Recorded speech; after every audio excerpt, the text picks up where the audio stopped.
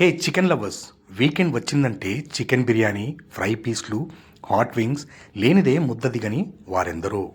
మన టేబుల్పై ప్లేట్ నిండా ఉండే ఈ చికెన్ గురించి చరిత్రలో ఎప్పుడు వినని ఒక అద్భుతం గురించి మీకు తెలుసా? తినే ముందు ఒక్కసారి వినండి. ఇది మైక్ కథ, తలలేని కోడి కథ. 1940లో అమెరికాలో మైక్ అనే కోడి తల లేకుండా ఏకంగా 18 నెలలు బతికింది. ఆశ్చర్యంగా ఉందా? తల నరికే క్రమంలో గొడ్డలి దెబ్బకు దాని తల దాదాపు పూర్తిగా వేరైనా దానికి సంబంధించిన ఒక వైద్య అద్భుతం జరిగింది. మైక్ యొక్క జూగ్లర్ వెయిన్ మరియు శ్వాస వంటి జీవక్రియలను నియంత్రించే బ్రెయిన్ స్టెమ్ ఎక్కువ భాగం చెక్కు చెదరలేదు.